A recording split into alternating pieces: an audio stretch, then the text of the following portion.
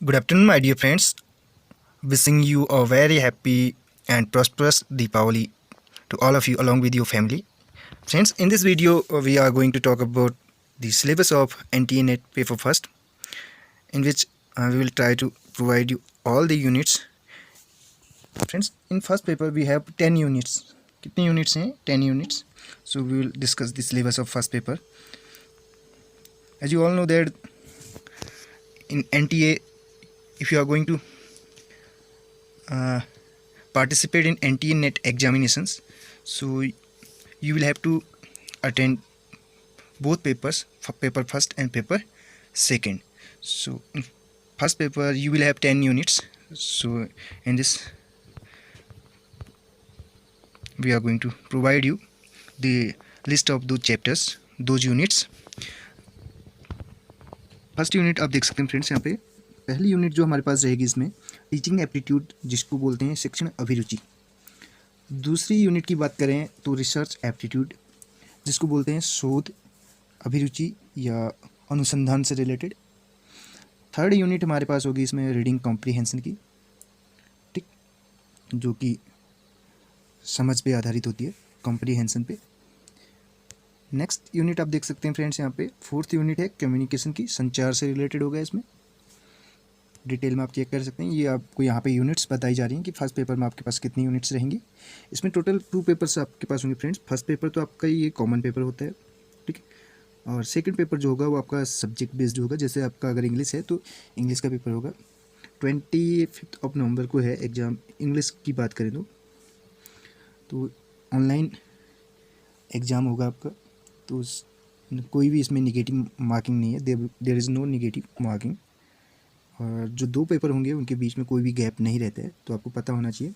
3 hours का होगा आपका दोनों एग्ज़ाम का जो टाइम रहेगा आपको 180 मिनट्स। इसके अतिरिक्त बात करें तो यहाँ पे फर्स्ट पेपर में कितने क्वेश्चंस होते हैं मैं वो बता दूँ आपको। जो फर्स्ट पेपर है उसमें क्वेश्चन जो होंगे आपके पास 50 question, you will have 50 questions, और जो 50 क्वेश्चन होंगे उनमें each question will be 2 marks. प्रत्येक क्वेश्चन कितने का होगा? 2 नंबर का होगा आपका। टोटल 100 मार्क्स का जो है फर्स्ट पेपर होता है। इसके अतिरिक्त बात करें सेकंड पेपर में आपके पास होते हैं 100 क्वेश्चंस, जो कि सब्जेक्ट बेस्ड होता है, और इसमें each question will be 2 marks. Total 200 का होगा जो आपका सब्जेक्ट से रिलेटेड जो पेपर होगा। और जो कॉमन जो पेपर जिसकी बात कर रहे हैं तो ये 100 मार्क्स का होते हैं। तो इसमें जो चैप्टर्स हैं उनके बारे में बता रहा था। इसमें दोनों पेपर्स के बीच में कोई गैप नहीं होगा। पहले क्या होता था, गैप पहले पेपर के बाद थोड़ा सा गैप मिल जाता था, तो अब ऐसा नहीं है इसमें। पिछली बार भी आपने देखा होगा ऑनलाइन मोड ही था। तो इसमें फोर्थ यूनिट देखिए, मैथमेटिकल रीजनिंग एंड एप्टीट्यूड, गणितीय बोल सकते हैं, क्या बोलते हैं, गणितीय अभिक्षमता बोल सकते हैं इसको। रीजनिंग जो एंड एप्टीट्यूड का मतलब वही मैं बता रहा था, अभिरुचि से संबंधित।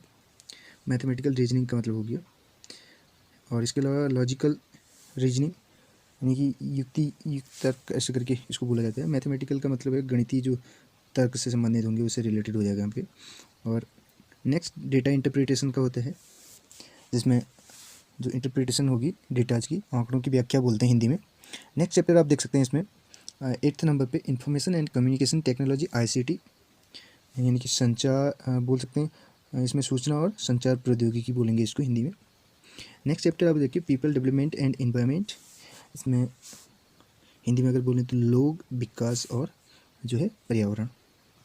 लास्ट चैप्टर यहाँ पे होगा फ्रेंड्स 10th जो यूनिट होगी हायर एजुकेशन सिस्टम, उच्च शिक्षा प्रणाली से रिलेटेड इसमें क्वेश्चन होंगे। ये 10 यूनिट्स हैं फ्रेंड्स।